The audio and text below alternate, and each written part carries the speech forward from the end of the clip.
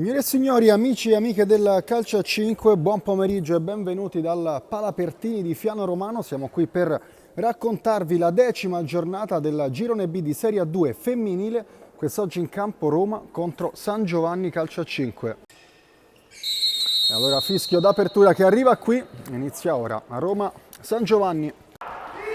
Ancora San Giovanni, attenzione alla progressione di Borghesi che ci riprova con il destro. Ancora una volta D'Amelia si oppone, spalle, poi va in verticale, Ceccobelli non riesce a ricevere sulla pressione, o meglio sulla chiusura di Ciofini, poi la costruzione della San Giovanni, questa volta è imprecisa, Roma che recupera nella propria tre quarti campo, ora con Vitale e Masini, prova a completare il disimpegno, Ceccobelli, San Giovanni che rincula nella propria metà di campo, Ceccobelli non è riuscita a servire Vitale, attenzione alla transizione offensiva con Borghesi sotto porta, grande scivolata di Cecavicchi che chiude tutto. La seconda opportunità per le giallorosse dalla bandierina in questo primo tempo. Bartolini va fuori, Ceccobelli che carica il destro, pallone diventa buono per Masini, va verso Marroni, il pallone che rimane in campo e poi si disperde fra le braccia. Intanto attenzione al pallone subito per Borghesi, c'è lo scarico, la conclusione di Aterini, interdetta tutto. 12 minuti e 20 secondi al termine del primo tempo, ritmo gara che sta leggermente crescendo, stanno iniziando ad arrivare occasioni da una parte e dall'altra. Ora attenzione alla Roma con Marroni che ci prova, il mancino, c'è la parata e poi il salvataggio sulla linea, incredibile. Mette in movimento Borghesi che punta e salta Masini, Borghesi trattenuta, Borghesi 1-0 San Giovanni, cambia il risultato al 9° minuto della prima frazione di gara, la firma di Borghesi sulla destra, il pallone in verticale con l'interdizione di Cecavicchi, attenzione a Marroni, Marroni si defila il destro, largo, vicinissimo al gol del 2-0 la compagine ospite. Intanto attenzione a Galan, il pallone per Ceccobelli, dentro l'area, il palo di Ceccobelli, Borghesi dal dischetto del tiro libero, ora il fischio del direttore di gara con la rincorsa della numero 10, esecuzione perfetta ed è 2-0. Attenzione intanto a Bartolini che serve un cioccolatino a Vitale, sotto porta Vitale, fa 2-1 allo scadere del primo tempo, accorcia le distanze la Roma con Tamara Vitale, ora è 2-1. Se la Roma riesce a costruire un'ultima palla gol in questi ultimi 30 secondi di primo tempo, ora con Bartolini che suggerisce in orizzontale, Galan con Ceccobelli che si smarca, attenzione a Ceccobelli, prova a guadagnare il centro del campo col suggerimento per Vitale, attenzione poi a Galan che se la fa portare via, Innocenti a tu per tu, Innocenti da Amelia, il pallone rimane lì, Borghesi dentro l'area e ancora D'Amelia. Suona la sirena seguita dai due fischi del direttore di gara, finisce ora il primo tempo di Roma San Giovanni, il risultato parziale è di 2-1 per la squadra ospite. Arriva ora il fischio d'apertura della ripresa, si apre qui il secondo tempo, Bartolini per Vitale, defilata la capitana, riesce a farla uscire, Ceccobelli carica il destro, largo, girare il pallone, attenzione ad Aterini che si smarca, c'è ancora il suggerimento, Borghesi rientra sul destro, Borghesi il suggerimento, Innocenti prova a proporsi ancora la numero 10 che non passa però su Galan, ottima la copertura, attenzione perché c'è campo adesso per la ripartenza della Roma, Vitale per Bartolini, il destro 2-2 della Roma che torna in equilibrio con il gol al terzo della ripresa firmato Martina Bartolini ad appena 2 minuti e 30 secondi nel secondo tempo a riacciuffare il pareggio. Adesso siamo di nuovo 2-2.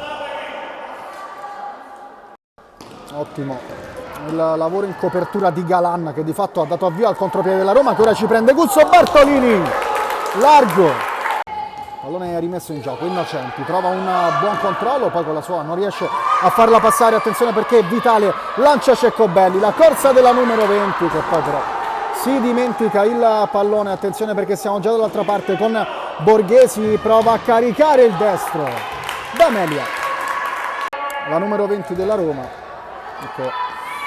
Il pallone intanto recuperato, attenzione a Ceccobelli, Ceccobelli, il destro, c'è la risposta con il piede di Mazzola, Sarà dunque D'Amelia a rimettere in gioco. Galan per Bruschi, per la prima volta all'interno del rettangolo di gioco, la numero 14. Pallone in profondità per Vitale, c'è spazio per tornare da Galan, pensa alla conclusione, poi sterza, Galan col mancino! Galan fa 3-2, la Roma rimonta il risultato, adesso si porta in vantaggio all'8° minuto della ripresa con il gol che porta la firma di Galan. Sembra in difficoltà adesso il San Giovanni, che non sta più riuscendo a farsi vedere dalle parti di D'Amelia. Ha subito il colpo dello svantaggio con la Roma che insiste. Bartolini verso Bruschi, vede Galan che conclude, poi Vitale sul palo, non riesce a girare verso la porta.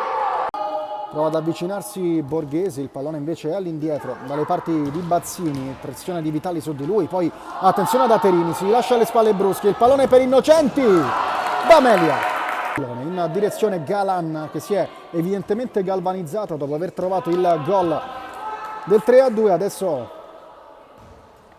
sta innalzando consistentemente il livello della propria prestazione. Attenzione perché se la fa portare via da Borghesi, che va dentro per Innocenti, arriva così il 3-2 al 12° della ripresa, fa 3-3 il San Giovanni, con le toscane che si assicurano il possesso nella metà di campo avversaria, amministrato con Ciofini per Borghesi che si gira, Borghesi poi dentro con il destro di Innocenti e l'uscita bassa ancora una volta a salvare la Roma da parte di D'Amelia. Ora il fischio, la rincorsa di Galan con il destro, Mazzola. Battuta la rimessa all'indietro per Mazzola con Cecco-Belli in pressione, Cecco-Belli 4-3 della Roma, 4-3 a 20 secondi dalla fine, Cecco-Belli mette in porta il 4-3, suona la sirena seguita dai 3 fischi, la Roma passa al photo finish contro il San Giovanni imponendosi con risultato finale di 4-3. E allora siamo qui con Ilaria Cecco-Belli, una giocatrice della Roma e della Nazionale. Allora Ilaria, oggi vittoria arrivata all'ultimo con un tuo gol a testimonianza proprio della voglia di crederci, della voglia di andare a vincere questa partita. La prima cosa che ti voglio chiedere è un commento a caldo sulla tua prestazione e sulla partita più in generale. Allora, è stata una partita molto intensa, testimonia il fatto che appunto è stata chiusa a 25 secondi dalla fine, quindi è stata abbastanza equilibrata e sappiamo che era una partita difficile, ci siamo un po' studiate all'inizio, appena però entrate nel secondo tempo, all'intervallo il mister ci ha abbastanza caricato in un modo o nell'altro, sia con le buone che con le cattive, e ci siamo svegliate fortunatamente e abbiamo fatto un'altra prestazione nel secondo tempo sicuramente. Hai detto ci siamo svegliate, quindi diciamo a presupporre il fatto che nel primo tempo non foste così attive, per così dire. Ci sapresti dire perché? Perché è una partenza così lenta della Roma? Allora, diciamo che è la 10ª giornata e sono 10 giornate che è un po' un vizio questo purtroppo della Roma.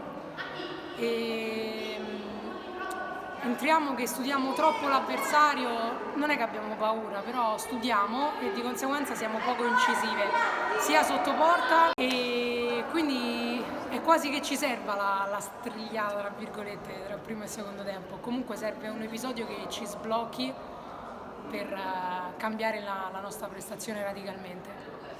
Allora un'ultima domanda per Cecco-Belli, oggi guadagnate i 3 punti, ti chiedo, oltre ai punti, cosa si porta a casa la Roma in quest'ultima partita del 2021?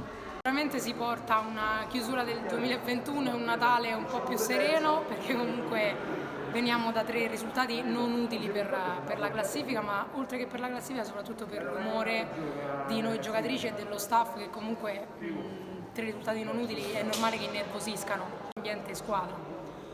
E poi ci porta anche il fattore di imparare a crederci fino all'ultimo secondo, perché come appunto abbiamo visto abbiamo chiuso la partita all'ultimo, quindi dobbiamo crederci fino in fondo e sperare che sia d'auspicio appunto per poter essere un po' più ciniche sotto porta e approcciare meglio già dal primo tempo nel 2022. E allora questi buoni propositi di fine anno delle giallorosse, io faccio i miei complimenti ad Ilaria Cecco-Belli, un saluto e un ringraziamento. Grazie a voi.